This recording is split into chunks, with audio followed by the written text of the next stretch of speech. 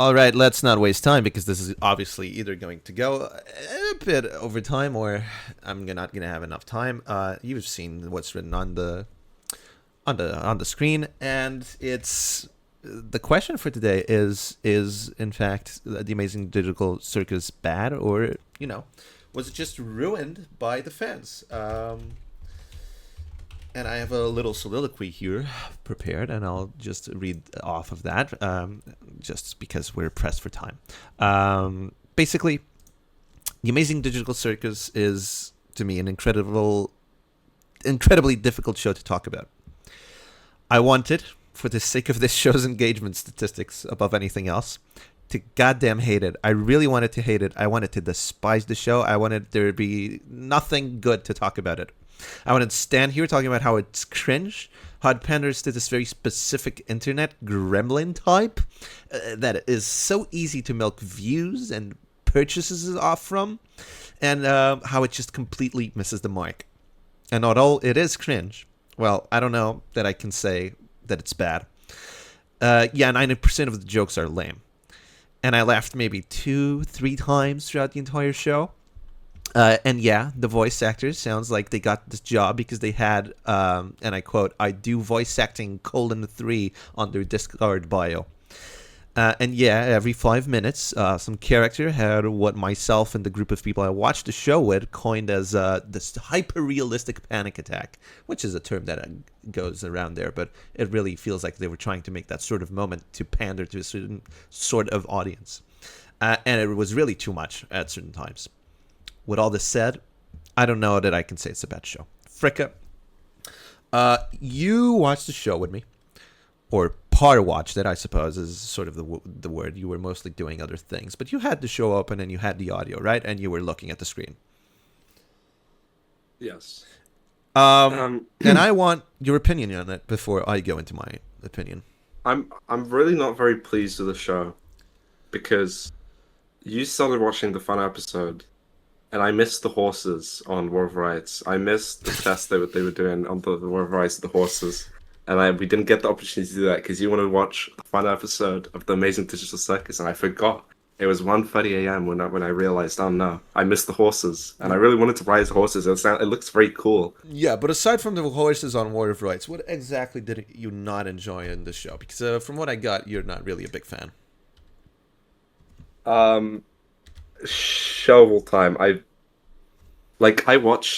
only paid attention to the last 2 episodes. I didn't need the context from any prior episode to understand what was going on. And I think this is I can make the very easy assumption that the first 6 or 7 episodes are just complete filler. Yeah, I guess that. Yeah, that's absolutely true. That's sort of different from what I thought you were going to say, because I thought you were going to more so talk about how it might be cringe and whatnot, and another sort of complaint that is more usual to you. But let me get on with it then. Regardless of what you think, really, my serious thoughts and experiences with the show are as thus. The first episode of the show left me with an incredibly bad taste in my mouth. It starts off the bat with the show and the characters setting themselves up as quirky. I mean, that's really what the first episode is like. It's quirky, and the sort of quirky that I don't really enjoy. The environment is trying to replicate computer environments from the beginning of the century. The characters all look weird and bizarre, and although not in a particularly original way, though.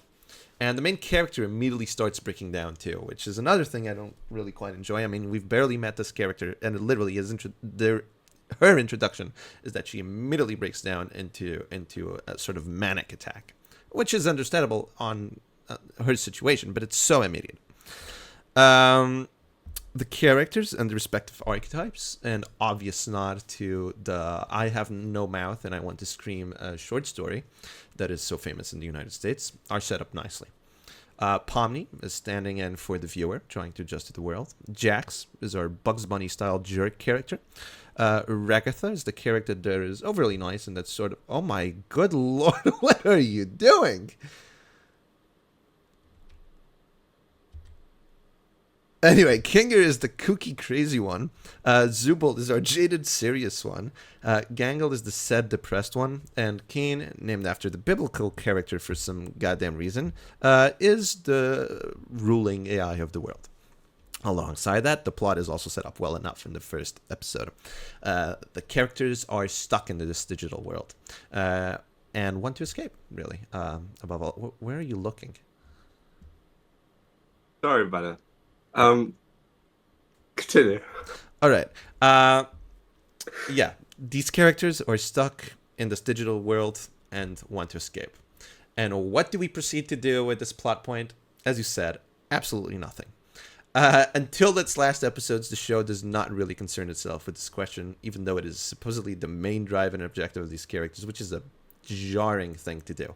They just seem to be perfectly content with going on Kane's adventures without giving it any thought whatsoever. And when stuff does start to get serious, towards the end, it's to the show's detriment, in my opinion, as it all sort of just, happens all of a sudden. Not just that, and big spoiler alert here for those who care.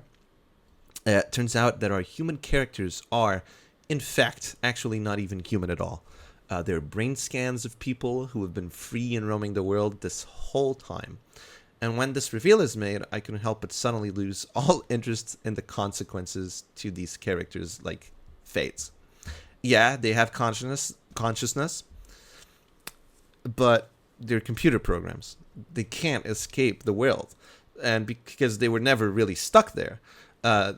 They suddenly learn who and what they are, and although I understand that this is the point of the show, to find out who you are and to learn to accept that, this is also the unfortunate consequence of getting literally rid of the entire stake of the show.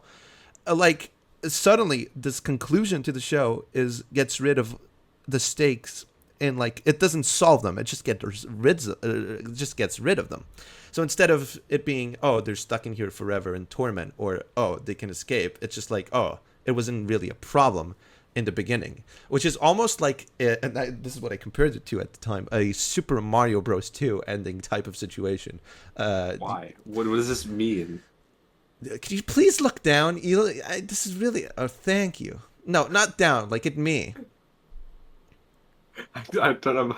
I'm trying. Yeah, okay, thank you. There you go. It means, because the ending of that game, it's a dream. Are you all right, man? No, continue. What is Super Mario Bros. 2? What does this mean? Yeah, because it's the ending is a dream, so there's no consequences to anything happening, which is a critique you hear often in the internet. That said, that plot conclusion, to me, and to be fair, felt like it didn't matter. I mean, the plot tied up nicely enough, but does that even really matter to a story like this? To my surprise, the final episodes of the show had an almost bombastic conclusion, emotionally. The final episode especially, has all these emotional moments that really make up for what I think is this fault in the storytelling and the way the story was planned. Because the characters come together and they help each other out, and it's very nice to see. And we find out about Jax's tragic past, not just in the circus itself, but outside of it. His relationship with the other character, Ribbit, is built up in a matter of minutes, which is very hard to do, but it is done in a genius capacity with no telling and a whole lot of showing, which is usually what you want from shows like this. And then the reveal of his gender identity is done in a really low-key but very assertive way. You don't agree with that? I wasn't paying attention to that part of the episode. That's fair enough. It's just a little moment there that really makes it clear, but it's still not... It doesn't tell you outright, which would be really annoying. Not that it's an annoying characteristic, but it wouldn't be as good as if it wasn't like this. It's done with an action and not with words, which is just fantastic usually when it happens. So the reveal of his gender identity and why he has such a hard time trusting others and even himself it's kind of heart capturing. And as we see him lose himself, he accepts the help of others finally when it is too late. The Amazing Digital Circus is a classic tragedy in a modern setting, and and with modern themes. In today's digital world, it is paradoxically easier and way, way harder to find yourself and who you belong with. And that is what the show tells us and makes us feel with undeniable earnestness and honesty. Regardless of the annoying fans, the controversies, the stupid "Have You Heard of Jack" song that made me not take a single moment that song plays seriously, and all there is surrounding the show, the Amazing Digital Circus is a message of love from Gooseworks about her own experiences in the world, no doubt aimed to those who feel the same way as she did her whole life. Upon hearing this, is there anything you want to add? Was there anything else you wanted to say about the show? I think I was paying attention to the first episode and the last like three, and it really has a TikTok pacing. Like things just kind of happen. Like I look away for like 5 minutes and like the world has changed. Everyone's like got top hats or something. Like it has such a bizarre pacing and it doesn't feel like a rational show. I mean, to be fair, I think this would be a valid. And by the way, before I go on, call-ins are open for the very little time that we have still. For anyone that wants, I mean, we can go a bit over time. It's no matter. Call-ins are open, is what I'm saying. I think that would be a valid criticism if this wasn't a web show and very clearly about, sort of the internet and all that stuff.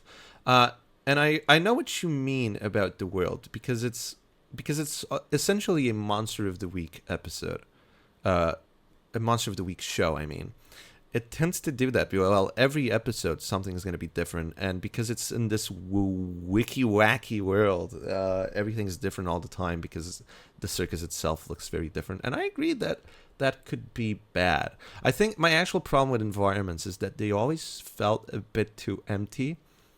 Especially with sound, there was always like a lack of sound in the show because it's just the voices and music if there's music on, and there's no like ambience and no anything of that sort, which is sort of, I don't know, I don't really like that much. It's a bit bleh. You know what I mean? Yeah. But what about the humor? Did you laugh at any of the jokes? No. Not I one. did not. No. You don't. No. You don't find a single one funny. No. No. Not even the disappearing guy. No. Not even when Yeah, that's really the only joke I remember too. It's really not a very funny Have show. you heard of Jack? Yeah, it's quite a scam. Yeah. Wait. I can do this. Wait. Oh my god. It's so loud. Oh, you just had that ready. Yeah, I mean it's hard to talk with you about the show if you didn't really watch it that attentively. But I did not. It's not a show for me. It is. It feels like a show from a bygone era. I don't think. I don't understand how it got so popular and then it like got torn down. What do you mean? I guess it's like, oh, it's a free show on YouTube, but it's like, and it has like TikTok pacing, I guess. But it's like, I don't know. What about the ending? Did you not find any of on the last episodes, any of like the sort of emotional hooks of them interesting? It's level 2.5 writing. I can't say level 3, and I think level 2 is too insulting. I think it's level 2.5. Is this really what we're doing? It's level Yes. 2.5 writing. All right. Yeah, well, I don't know why. I gotta get a balance here. Look, sometimes I gotta calculate it this way. There's always a scale to these things. Is this out of 5 or 10? Out of 5. Oh, I thought it was out of 10. No. Yeah, that feels a bit fairer, I guess. Yeah, I guess it can. No, I think there's an interesting emotional moment and sort of emotional escape in the show and in a way it does things. Everything's so glossy in the Amazing Digital Circus. And shiny. Yeah, that's true. The models do. There's no like. You're right. I know exactly what you mean, but I think that's sort of the style of the style they're trying to copy. So I think it has to do with that too. Yeah, I think it's a fun show. I think for people who enjoy that humor and people who don't mind Discord voice acting, although I have to say I think the voice acting gets better with each episode. Not each episode, like starting on the 6th episode, it sort of. Didn't you say it was Craigslist voice acting? Yeah, the first episode. Yeah, I think the last like 3, I think they get better. I didn't say they get good. I do think they get better. It's like there's less moments where I'm like, oh, this sucks. Well, yeah, that's sort of my thoughts on it. And since we've reached midnight, since you were such a greedy little man with your No. I think we're gonna do this. We're gonna end the show for now. It's a very short episode for me, but it is what it is. And I guess we'll see you next week from 10 to 12 as always. And my name is Pina. Oh, Jesus Christ.